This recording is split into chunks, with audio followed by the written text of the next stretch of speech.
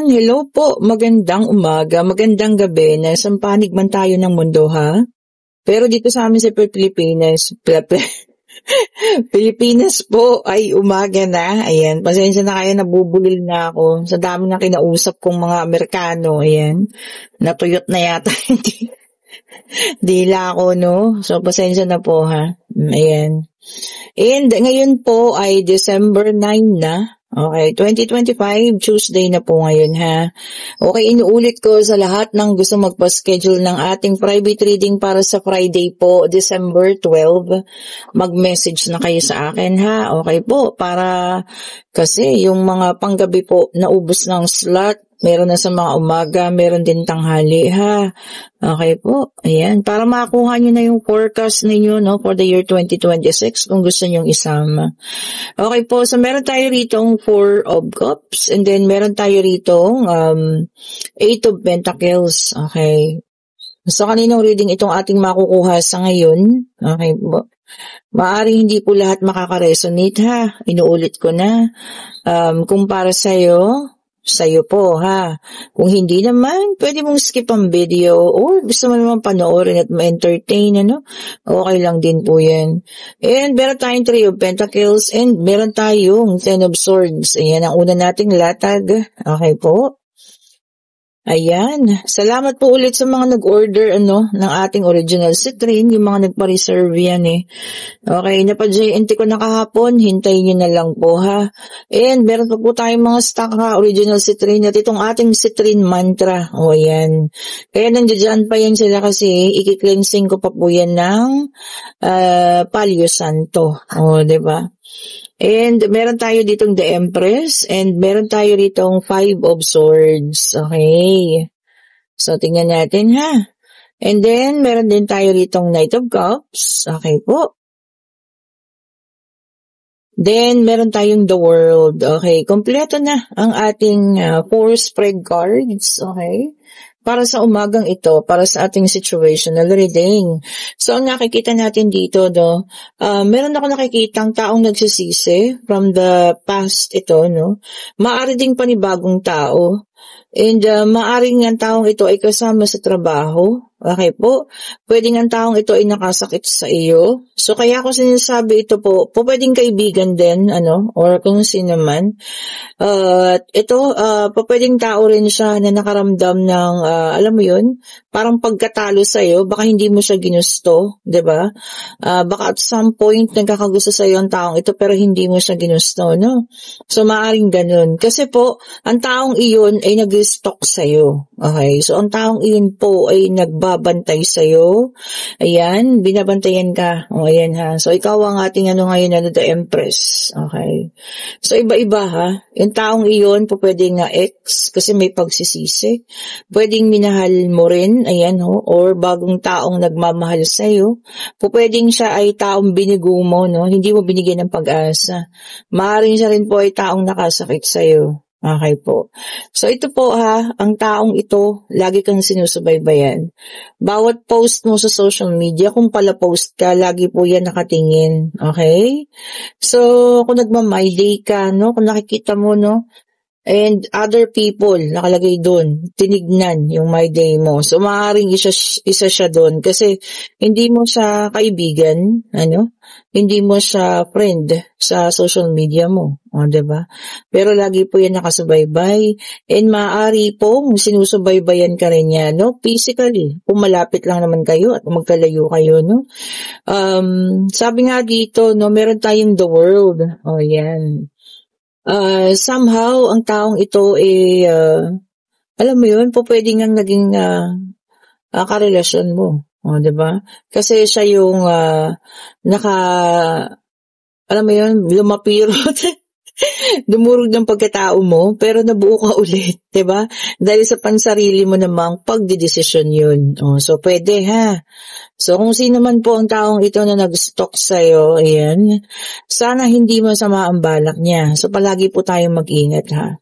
Kung meron kayong pepper spray, lagi kayong magdalang pepper spray sa mga kababaihan. Sa mga kalalakihan naman, may nare-rape din na kalalakihan ha. Mag-ingat din po kayo. O, diba?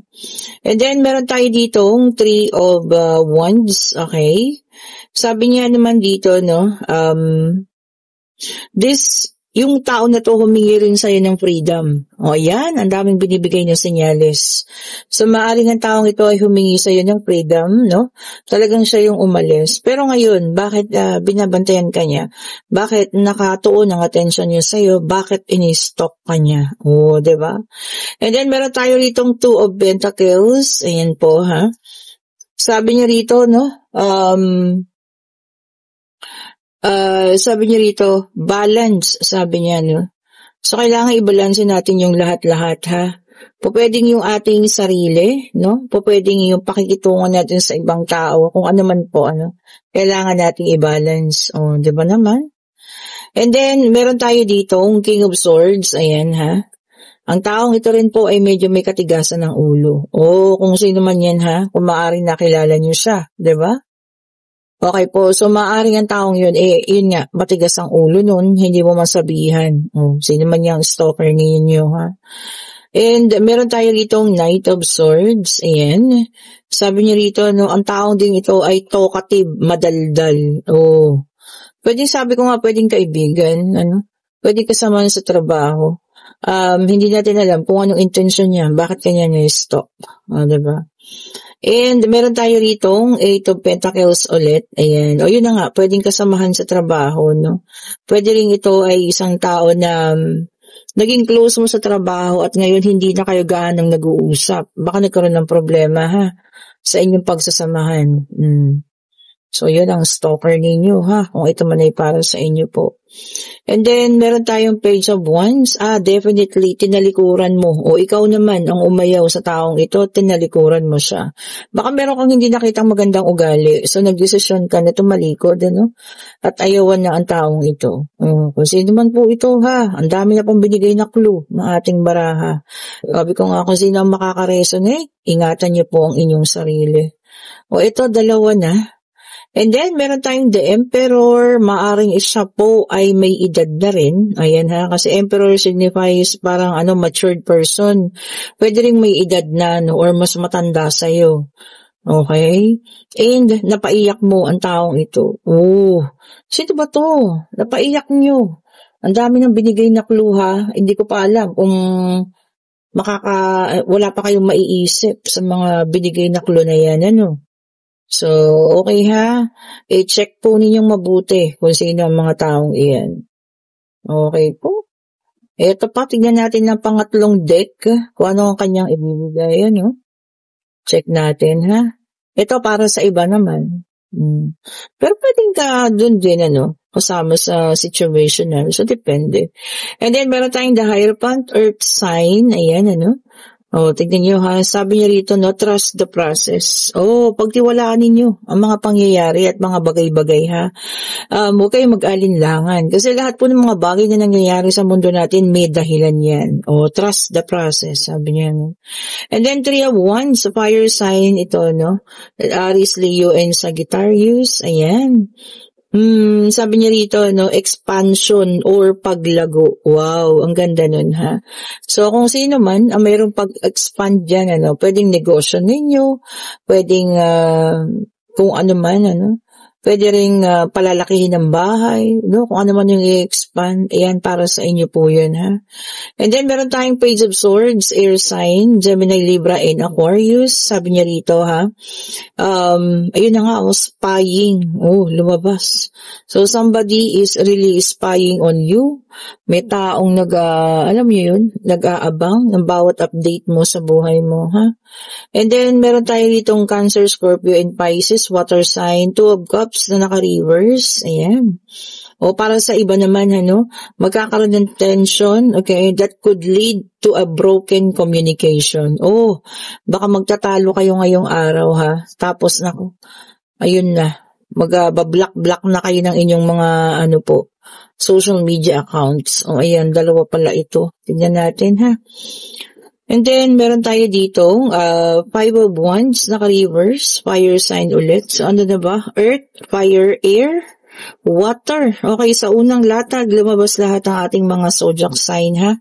Lahat ng sign po ay nandiyan dyan, na, sa mga nagtatanong, And then, Five of Wands na naka-reverse, ito, Sabi niya, avoiding or ending conflict. Yan. Ikaw na mismo yung iiwas. Meron namang iba, iiwasan daw yung conflict or sila mismo yung aayaw na makipag-disgusto or makipag-away. Diba? And then, meron tayong Nine of Swords in reverse, air sign ulit. Ayan, ha? Sabi niya rito, releasing the worry. Ano ba yung mga pangamba ninyo na yan?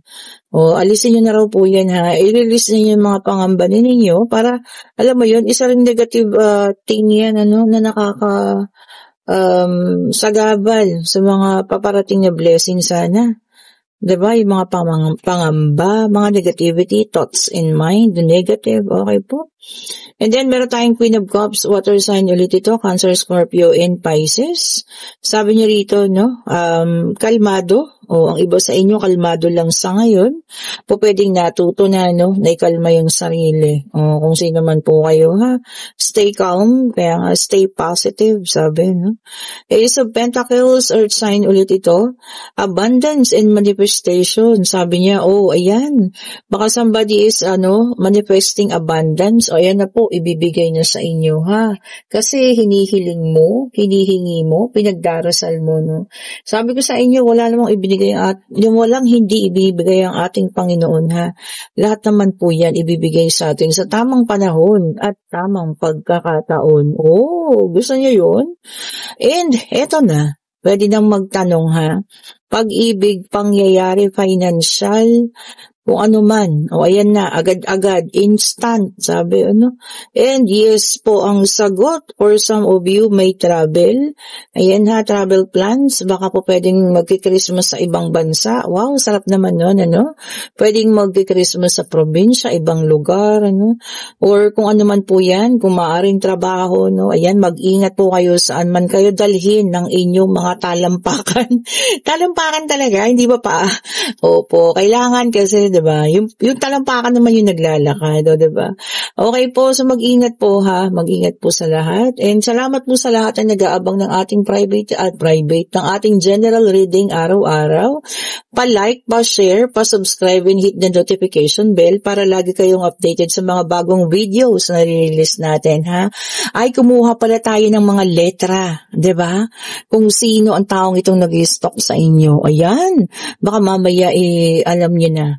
Makarelate. Tignan natin, ha. Kuha tayong mga letra dito.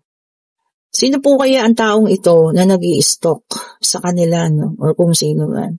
Okay, so may unang-unang letra, ha. Meron tayong letter R sa pangalan niya. Ayan, ha. At nililipad-lipad pa tayo pababa. Okay, and meron tayo ditong letter T. Dagdagan pa natin yung letra, ha, para alam niyo yan, makaraming maka-resonate sa inyo dyan. Baka inyo nga yan, diba? Tignan pa natin. Ayun, may letter G. Okay po, so R, T, and G, ang mga letra, na nasa pangalan. And ang characteristics niya ay, matangkad. Ayan po, ha. So, kung sino man ang taong ito, siya po ang stalker mo. So, maaaring ito po ay past, Pwede ring present ngayon na may gusto sa'yo at matangos ang ilong. Ayan. Kung sino man ang taong yan, naku, bahala na po kayo kung inyong itong bibigyan pansin or ano man, Basta wag na kayong saktan, physically, wag kayong takutin or ano man. Baka nakatingin lang naman siya sa inyo, and tinitingnan lang naman niya yung mga bawat galaw mo po. Okay po. Thank you so much po for watching. Ayan, have a great morning po sa lahat. Stay safe po and stay positive, Happy Tuesday po sa inyong lahat. Bye-bye po.